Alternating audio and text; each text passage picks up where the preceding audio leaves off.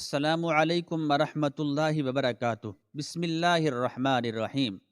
رسول اکرم صلی اللہ علیہ وآلہ وسلم جب دنیا میں تشریف نہیں لائے تھے، عورت کی کیا کیفیت تھی، مزدوروں کی کیا حالت تھی، کسان کی کیا حالت تھی۔ عورت کو وراثت کا کوئی حصہ نہیں ملتا تھا۔ عورت کے مخصوص ایام میں وہ گھر میں نہیں رہ سکتی تھی۔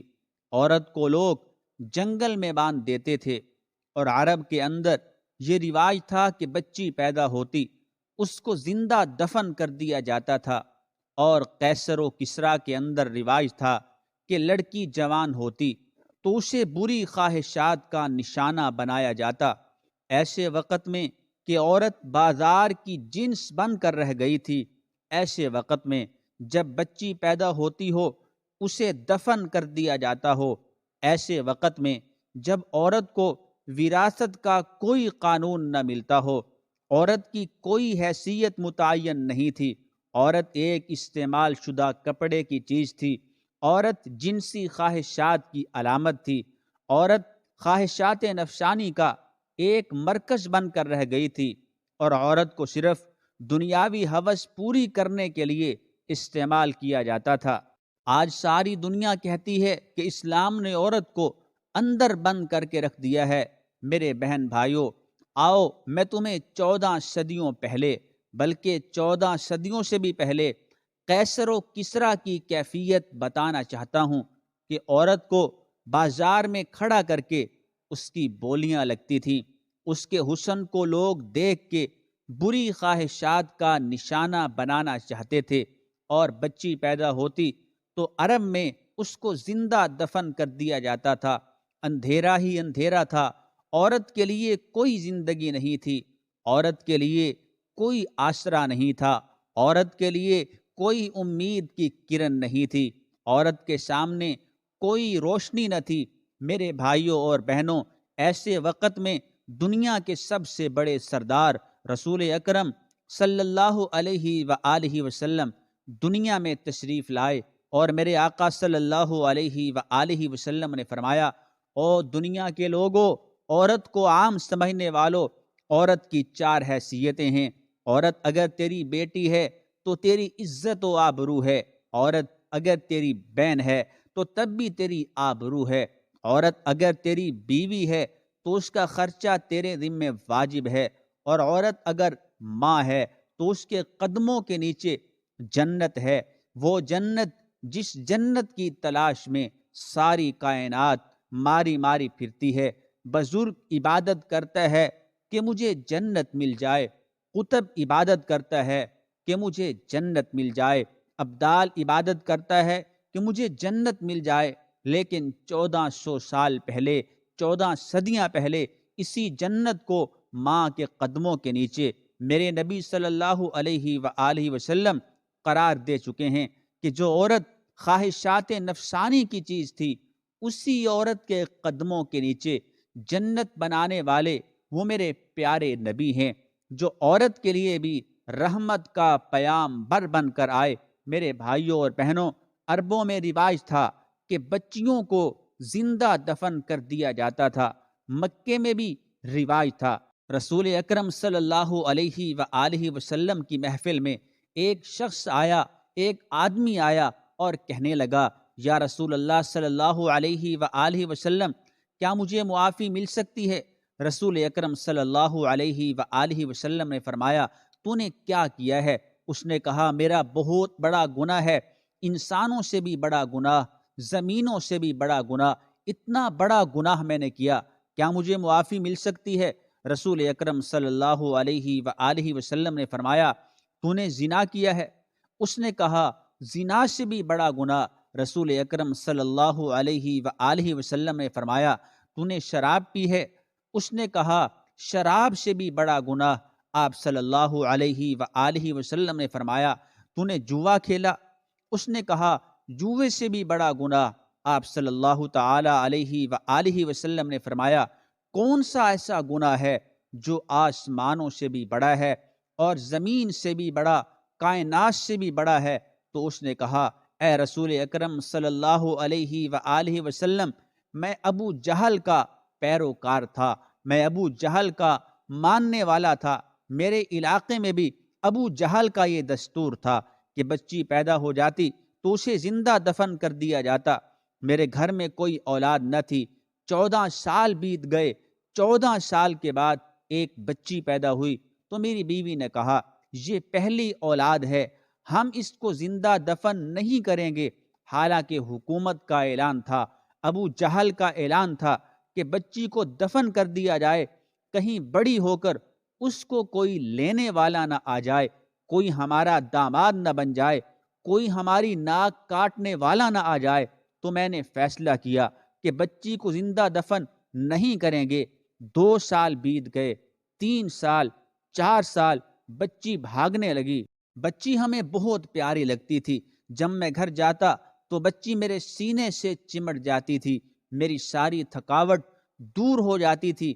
میرے مسلمان بھائیوں اور بہنوں، جن کے گھروں میں بچیاں ہوتی ہیں، بیٹیاں ہوتی ہیں، ان کو پتہ ہے کہ باپ کی بیٹیوں سے کتنی محبت ہوتی ہے اور بیٹیوں کو باپ سے کتنا پیار ہوتا ہے۔ یہ 4-5 سال کی بچی روزانہ باپ کے سینے سے چمٹ جاتی ہے، لیکن ایک دن وہ کہتا ہے کہ مکہ کے چوک میں ابو جہل نے میرا گریبان پکڑ لیا۔ اس نے کہا تیرے گھر میں بچی ہے اور تو اس کو دفن نہیں کرتا، آج ہی میرے کارندے آئیں گے اور اس کو دفن کر دیں گے۔ میں نے وعدہ کر لیا کہ میری کل کو کہیں ناک نہ کٹ جائے۔ میں گھر آیا، میں نے نیت کر لی، ارادہ کر لیا کہ آج ہی بچی کو زندہ دفن کر ڈالوں گا، آج ہی اس کو تہ تیغ کر دوں گا، آج میں اسے اپنی آنکھوں سے جدا کر دوں گا۔ میں نے فیصلہ کر لیا۔ میں نے اس کی ماں کو نہیں بتایا، صرف یہ کہا کہ اس کو تیار کر دے، اس کو اس کے ماموں کے پاس لے جاؤں گا، اس کو وہاں چھوڑ آؤں گا، کہیں ابو جہل کے جلاد آ کر اس کو ذبح نہ کر ڈالیں۔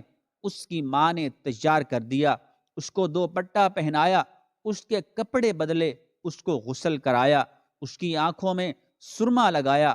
میں جب چلنے لگا تو اس کو میں نے اپنے ہاتھوں میں اٹھایا اور سینے پر رکھا، اٹھا کر لے جانے لگا۔ ایک کدال جو دروازے کے پاس تھی وہ بھی میں نے اٹھائی۔ اس کی ماں کو پتہ نہ چلا، وہ سمجھتی رہی کہ میرے بھائی کے پاس یعنی اس کے ماموں کے پاس لے جا رہا ہے، لیکن کہتا ہے کہ میرے دل میں برائی تھی۔ میں بچی کو اٹھا کر جنگل میں لے گیا، پہاڑوں پر لے گیا۔ وہ معصوم بچی کہتی ہے ابا جان اس علاقے میں تو میرے ماموں کا گھر نہیں ہے۔ وہ پریشان ہو گئی، غم زدہ ہو گئی۔ میں نے اس کے منہ پر تمانچہ مارا، وہ خاموش ہو گئی۔ پہاڑ کے دامن میں میں نے اس کی قبر کھودنا شروع کر دی۔ میں قبر کھودتا تھا، وہ بچی کہتی تھی ابا جان کیا کرتے ہو؟ میں نے کہا خاموش ہو جاؤ، چپ ہو جاؤ۔ وہ خاموش ہو گئی۔ جب میں قبر کھود رہا تھا اس کو نہیں پتا تھا کہ یہ گڑھا میرے لیے کھودا جا رہا ہے۔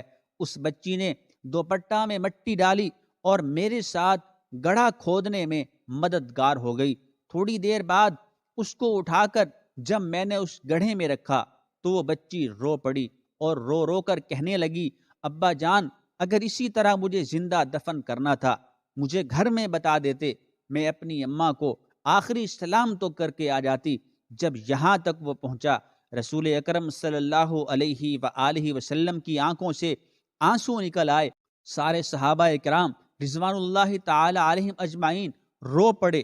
کیوں روئے؟ میرے پیغمبر صلی اللہ علیہ وآلہ وسلم کیوں روئے؟ اس لیے کہ وما ارسلناک الا رحمۃ للعالمین، میرے پیغمبر صلی اللہ علیہ وآلہ وسلم پیغامبر رحمت تھے۔ پیارے نبی کی آنکھوں سے موتیوں کی طرح آنسو بہہ رہے تھے۔ وہ آدمی کہتا جا رہا تھا اے رسول اکرم صلی اللہ تعالی علیہ وآلہ وسلم، اس بچی کو اٹھا کر جب میں گڑھے میں رکھنے لگا تو بچی رو پڑی۔ میں نے اس کی پکار کو نہیں دیکھا، میں اس کو رکھنے لگا تو بالآخر وہ بچی کہتی ہے ابا جان مجھے چھوڑ دیں، میں ساری زندگی تیرے گھر نہیں آتی، میں ساری زندگی اس علاقے میں نہیں آتی، میں جنگلوں میں وقت گزار کر اپنا گزارا کر لوں گی۔ میرا جرم تو کوئی نہیں، میرا قصور تو کوئی نہیں، میری غلطی تو کوئی نہیں، میں نے تیرے حکم کی بھی خلاف ورزی نہیں کی۔ وہ چیختی رہی، چلاتی رہی، لیکن میرے دل میں ابو جہل کا ڈر تھا۔ میں نے بچی کو قبر میں ڈال دیا، گڑھے میں ڈال دیا، اور اس کے سینے پر ایک بھاری چٹان رکھ دی، اور اس کی آواز ہمیشہ ہمیشہ کے لیے بند ہو گئی۔ اے دنیا کے سردار صلی اللہ علیہ وآلہ وسلم، اے رحمت دو عالم صلی اللہ علیہ وآلہ وسلم، اے رسول اکرم صلی اللہ علیہ وآلہ وسلم، آج میں آپ کے دروازے پر آیا ہوں، کیا میرا یہ گناہ معاف ہو سکتا ہے؟ جس دن سے اس بچی کو میں نے گڑھے میں رکھا، قبر میں رکھا، زندہ دفن کیا، اس دن کے بعد روزانہ خام میں وہ بچی مجھے ملتی ہے اور میرے سامنے آ کر کہتی ہے، ابا جان قیامت کا دن ہوگا، اللہ کی عدالت ہوگی، میرا ہاتھ ہوگا، تیرا گریبان ہوگا، اور میں کہوں گی بِأَيِّ ذَنبٍ قُتِلَتْ، اے اللہ کے نبی صلی اللہ علیہ وآلہ وسلم، آج 40 دن ہو گئے، مجھے نیند نہیں آتی، میں آپ کے دروازے پر آیا ہوں اس لیے کہ آپ رحمت دو عالم ہو، رحمت للعالمین ہو، اتنے بڑے گناہ کی مجھے معافی مل سکتی ہے؟ میرے بھائیوں اور بہنوں، میرے رسول اکرم صلی اللہ علیہ وآلہ وسلم اس کی باتیں سن کر رو رہے ہیں، صحابہ کرام رو رہے ہیں، رسول اکرم صلی اللہ علیہ وآلہ وسلم کی آنکھوں سے موتیوں کی طرح آنسو جھڑ رہے ہیں۔ میرے رحمت والے نبی حضرت محمد صلی اللہ علیہ وآلہ وسلم نے فرمایا، او نوجوان، تو نے بڑا ظلم کیا، تو نے عرش ہلا دیا، تو نے زمین ہلا دی، تو نے پہاڑ ہلا دیے، تجھے ترس نہیں آیا؟ جب وہ بچی روتی تھی تو نے ہاتھ کیوں نہیں روکا؟ جب تو نے اسے قبر میں اتارا وہ رو رہی تھی، تو نے ہاتھ کیوں نہیں روکا؟ جب تو نے اس کے سینے پر پتھر رکھا، چٹان رکھی، تجھے ترس نہیں آیا؟ وہ معصوم جان تڑپتی رہی، تو ظلم کرتا رہا، لیکن یاد رکھ میں رحمت للعالمین ہوں۔ اگر آج تو سچے دل سے توبہ کر کے میرا کلمہ پڑھے گا، میں اتنی بڑی رحمت لے کر آیا ہوں کہ وہ رحمت اس گناہ سے بہت بڑی ہے، اس زیادتی سے بہت بڑی ہے۔ اتنی بڑی رحمت لایا ہوں کہ تو سچے دل سے کلمہ پڑھے گا تو میں اس گناہ پر معافی کی چادر پھیر دوں گا۔